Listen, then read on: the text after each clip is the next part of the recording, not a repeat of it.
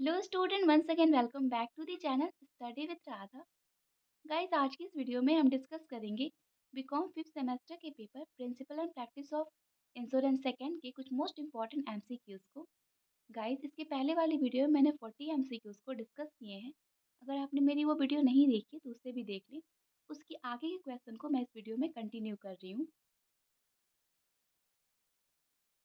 तो आज का क्वेश्चन है हमारा, any risk involve a situation where there is a possibility of gain refers to. किसी भी जोखिम में ऐसी स्थिति शामिल होती है जहां लाभ की संभावना होती है, तो इसको हम क्या कहते हैं? इसको हम कहते हैं स्पेकुलेटिव रिस्क। ठीक है, ऑप्शन नंबर डी करेक्ट हो जाएगा। नेक्स्ट क्वेश्चन है हमारा, डायरेक्ट और कंसिक्वेंशियल लॉसेस रेफर्स टू। प्रत्यक्ष या परिणामी हानियां डैश को संदर्भित करती हैं, तो ये प्रॉपर्टी रिस्क को संदर्भित करती है, यानी कि ऑप्शन नंबर सी आपका करेक्ट हो जाएगा। नेक्स्ट क्वेश्चन है आपका, spreading of risk otherwise term as dash. जोखिम के फैलाव को अन्यथा डैश कहा जाता है, जिसको हम स्प्रेडिंग ऑफ रिस्क कहते हैं। ठीक है, यानी रिस्क का फैलाव कहते हैं। तो ऑप्शन नंबर ए करेक्ट हो जाएगा। नेक्स्ट क्वेश्चन है आपका, cargo ship cut by fire in an example of.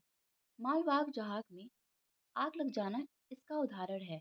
तो अगर मालवाहक जहाज है उसमें आग लग जाती है तो ये किसका एग्जाम्पल है? क्वेश्चन आपसे ये पूछ रहा है, तो ये जनरल एवरेज लॉस का एग्जाम्पल है। ऑप्शन नंबर डी करेक्ट हो जाएगा। नेक्स्ट क्वेश्चन है आपका, राष्ट्रीय कृषि योजना of crop insurance scheme came into India during. फसल बीमा योजना की राष्ट्रीय कृषि योजना भारत में कब आई थी? तो ये आई थी आपकी 1999 में, यानी कि 1999 में। ओके, तो ऑप्शन नंबर आपका ए करेक्ट हो जाएगा।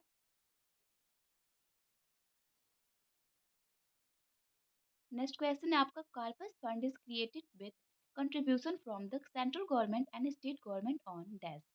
कॉर्पस फंड केंद्र और राज्य सरकार के योगदान में बनाया गया है, तो ये बनाया गया था 50:25 बेसिस पे। ठीक है, ऑप्शन नंबर आपका बी करेक्ट हो जाएगा। नेक्स्ट क्वेश्चन है, the organisation structure of LIC refers to. LIC की संगठनात्मक संरचना डैश को संदर्भित करती है, तो ये 4 टीयर स्ट्रक्चर को संदर्भित करती है। ओके, यानी कि 4 टीयर वाले स्ट्रक्चर को, संरचना को ये संदर्भित करती है। ऑप्शन नंबर आपका बी करेक्ट हो जाएगा। नेक्स्ट क्वेश्चन है, the constitution of the IRD consist of not more than dash members. IRDA के संविधान में डैश में अधिक सदस्य नहीं होते हैं, यानी कि 9 जो आईआरडीए के संविधान है उसमें 9 मेंबर्स से अधिक सदस्य नहीं होते हैं। ठीक है, तो ऑप्शन नंबर आपका सी करेक्ट हो जाएगा, 9 मेंबर्स।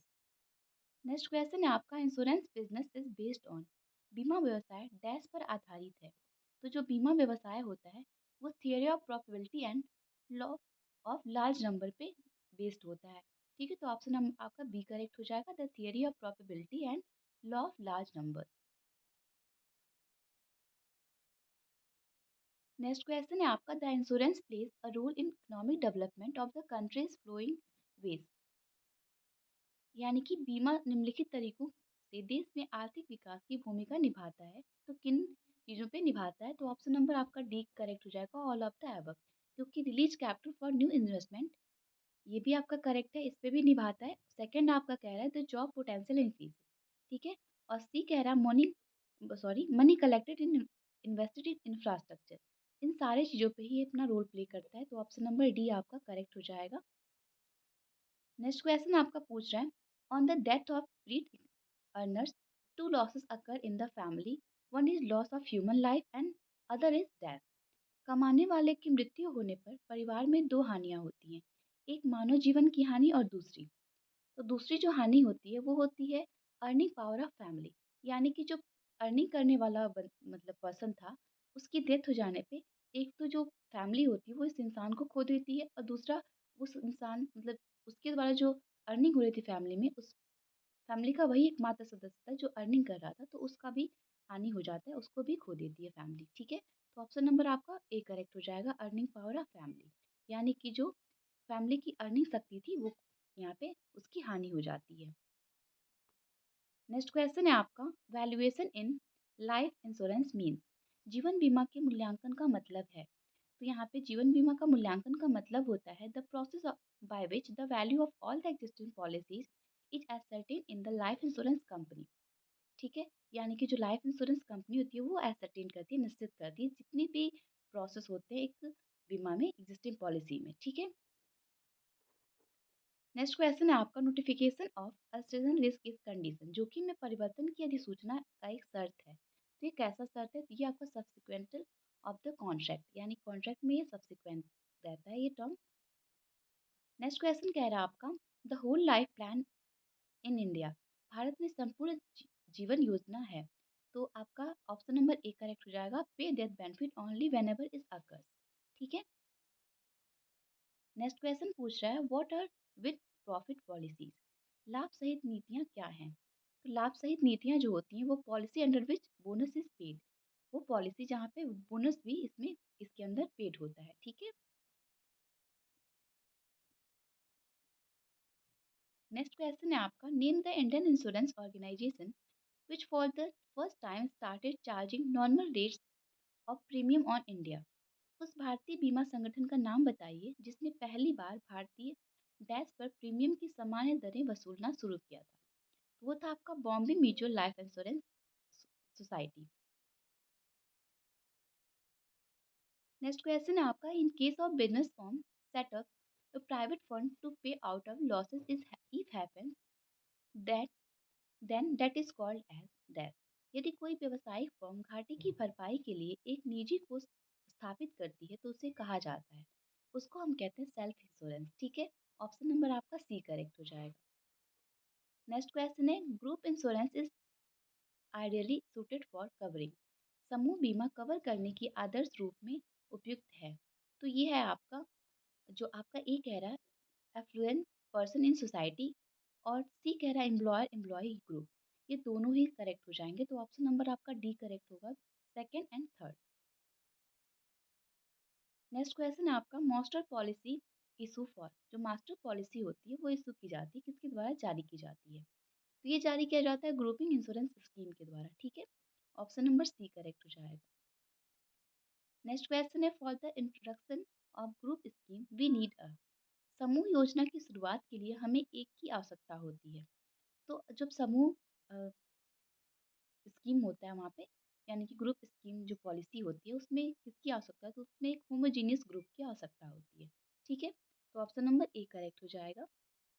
नेक्स्ट क्वेश्चन आपका कह रहा है, the doctrine of कैवेट emperor govern, कैवेट emperor का सिद्धांत शासन करता है। तो ये शासन करता है कॉमर्शियल कॉन्ट्रैक्ट्स में। ठीक है, ऑप्शन नंबर बी करेक्ट हो जाएगा। नेक्स्ट क्वेश्चन है आपका, what is floating policy, floating policy क्या है? तो फ्लोटिंग पॉलिसी जो होती है वो एक तरह की पॉलिसी है। तो इसमें देख लेते हैं, ऑप्शन नंबर सी आपका कह रहा है, और policy that covers stock located in various godown under a single policy. ठीक है, ये एक ऐसी पॉलिसी होती है जिसमें वेरियस गोडाउन जो होते हैं वो कवर हो जाते हैं एक ही पॉलिसी में, एक सिंगल पॉलिसी में। ठीक है, तो ऑप्शन नंबर आपका सी करेक्ट हो जाएगा। नेक्स्ट क्वेश्चन आपका कह रहा है, claim forms are not compulsory used in dash, दावा प्रपत्रों का अनिवार्य रूप में प्रयोग नहीं किया जाता है। तो वो मरीन कार्गो में, यानी कि जो भी समुद्री सामान आते हैं, मरीन कार्गो मतलब समुद्र से सामान जो आते हैं उस पे नहीं किया जाता है। ठीक है, उसमें इसका उपयोग नहीं होता है। तो ऑप्शन नंबर आपका बी करेक्ट हो जाएगा, मरीन कार्गो।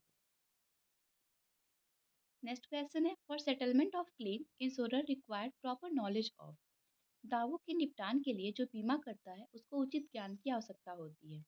तो किस चीज़ में उसको उचित ज्ञान की आवश्यकता होती है? तो ऑप्शन नंबर आपका डी करेक्ट हो जाएगा, law, principle, practice of insurance, terms and condition of policy, extension and modification, यानी कि कानून, कानून का, सिद्धांतों का, और इंश्योरेंस प्रैक्टिस का भी, और उसके टर्म्स और कंडीशन, यानी कि जो भी उसकी शर्तें होती हैं पॉलिसी की, उन सारी शर्तों का ज्ञान होना चाहिए। एक्सटेंशन और मॉडिफिकेशन, यानी कि जो भी उसमें फैलाव और जो भी उसमें संशोधन होते हैं उन सारी चीज़ों का उसको ज्ञान होना चाहिए। ठीक है, जो बीमा करता होता है। इसलिए यहाँ पे ऑप्शन नंबर डी करेक्ट हो जाएगा। नेक्स्ट क्वेश्चन कह रहा, the burden of proof of the loss with the scope of policies upon the, policy के दायरे की में हानि के प्रमाण का भार उसी पर है। तो किस पर होता है? तो इंश्योर्ड पे होता है। ठीक है, ऑप्शन नंबर आपका बी करेक्ट हो जाएगा। नेक्स्ट क्वेश्चन है आपका, as the age increase risk on the life, जैसे जैसे उम्र बढ़ती है जीवन का खतरा तो यहाँ पे जैसे-जैसे एज बढ़ती है वैसे-वैसे जीवन का भी खतरा बढ़ता है, ठीक है? तो ऑप्शन नंबर आपका ए करेक्ट हो जाएगा इंक्रीज़ेज़। तो यहाँ का आपका कंप्लीट स्टेटमेंट हो जाएगा as the age increases risk on life increases, ठीक है? नेक्स्ट क्वेश्चन है आपका if the interest rate in the market are higher than the cost of insurance. यदि बाजार में ब्याज दरें अधिक हैं तो बीमा की लागत होगी। तो बीमा की लागत यहाँ पे डिक्रीज हो जाएगी, ठीक है? ऑप्शन नंबर सी करेक्ट हो जाएगा। नेक्स्ट क्वेश्चन है आपका the expenses which do not very with the amount of business return और कॉल्ड। वे व्यय जो लिखित व्यवसाय की राशि के साथ भिन्न नहीं होते हैं वो कहलाते हैं। तो उसको हम क्या कहते हैं? तो उसको हम कहते हैं ओवरहेड एक्सपेंसेस, ठीक है? क्योंकि ओवरहेड एक्सपेंसेस जो होते हैं वो लिखे नहीं जाते हैं, ठीक है? नेक्स्ट क्वेश्चन है आपका broker association of India was granted recognised by IRDA on. Brokers association of India को आईआरडीए द्वारा मान्यता प्राप्त की गई थी। तो ये मान्यता प्राप्त की गई थी आपकी दिसंबर 11 2001 में, ठीक है? ऑप्शन नंबर आपका ए करेक्ट हो जाएगा। नेक्स्ट क्वेश्चन कह रहा है foreign equity participation is allowed in insurance sector up to limit of dash percent. बीमा क्षेत्र में डैश प्रतिशत की सीमा तक विदेशी इक्विटी भागीदारी की अनुमति है। तो कितने परसेंट तक अनुमति है? तो बस 26% तक, यानी कि 26% तक ये अनुमति यहाँ पे है, ठीक है? तो ऑप्शन नंबर आपका डी करेक्ट हो जाएगा। नेक्स्ट क्वेश्चन कह रहा है dash provide guideline to decide whether the loss is caused by an insured peril on the expected peril। यह तय करने के लिए दिशा निर्देश प्राप्त प्रदान करता है कि हानि किसी बीमित जोखिम के कारण हुई है या अपेक्षित जोखिम के कारण हुई है। यानी कि जिस तरह से आपने इंश्योरेंस कराया है तो इंश्योरेंस में जो रीजन दिया है, सपोज आपने फायर इंश्योरेंस कराया है तो जो लॉस है वो फायर से अकर होना चाहिए। अगर वो फायर से अकर नहीं हुआ, किसी और रीजन से अकर हुआ है, तो आपको बीमे का जो क्लेम अमाउंट होता है वो नहीं मिल सकता। तो यहाँ पे यही कह रहा है कि ये पहले तय किया जाता है, दिशा जो दिशा निर्देश होता है वो प्रदान किया जाता है कि जो हानि हुई है वो बीमित जोखिम के कारण हुई है या फिर किसी दूसरे अपेक्षित जोखिम के कारण हुई है, ठीक है? तो यहाँ पे आपका ऑप्शन नंबर बी करेक्ट हो जाएगा प्रॉक्सिमेट क्लॉज, ठीक है? ये प्रॉक्सिमेट क्लॉज में है। नेक्स्ट क्वेश्चन है आपका dash means those risk which involve a situation where there is a possibility of gain. Dash इसका मतलब उन जोखिमों से है जिसमें ऐसी स्थिति शामिल होती है जहाँ लाभ की संभावना होती है। तो उसको हम कहते हैं स्पेक्युलेटिव रिस्क, ठीक है? स्पेक्युलेटिव रिस्क में क्या होता है कि लाभ की संभावना होती है। ऑप्शन नंबर आपका बी करेक्ट हो जाएगा। नेक्स्ट क्वेश्चन पूछ रहा है dash is concern with the conversion of a form asset and earning power against risk of the accidental loss. Company की संपत्ति के रूपांतरण और आकस्मिक हानि के जोखिमों के खिलाफ अर्जित शक्ति अर्जित करने से संबंधित है। तो ये किस तरह की शक्ति अर्जित करने से संबंधित है? तो रिस्क मैनेजमेंट को अर्जित करने से संबंधित है, यानी कि ऑप्शन नंबर आपका सी करेक्ट हो जाएगा, रिस्क मैनेजमेंट। नेक्स्ट क्वेश्चन है आपका dash is contract between the insurer and the insured under which the insurer undertakes to the compensate the insurer for the loss arising from the risk. बीमाकर्ता और बीमा धारक के बीच एक अनुबंध है जिसके तहत बीमाकर्ता जोखिम से उत्पन्न होने वाले नुकसान के लिए बीमा धारक को मुआवजा देने का वचन देता है, ठीक है? तो ये इंश्योरेंस होता है। एक ये इंश्योरेंस का ही बहुत ही एक सटीक डेफिनेशन है कि इसमें क्या होता है। अगर हमको इंश्योरेंस को डिफाइन करना हो तो हम ऐसे डिफाइन कर सकते हैं कि insurance is a contract between the insurer and the insured under which the insurer undertake to the compensate the insured for the loss arising from the risk. यानी बीमाकर्ता और बीमा धारक के बीच एक ऐसा अनुबंध होता है बीमा जिसमें जिसके तहत जो बीमा करता होता है जोखिम से उत्पन्न होने वाले सारे नुकसान के लिए बीमा धारक को मुआवजा देने का वचन देता है, ठीक है? ऑप्शन नंबर आपका यहाँ पे ए करेक्ट हो जाएगा। नेक्स्ट क्वेश्चन है आपका the authorise capital of GIC is.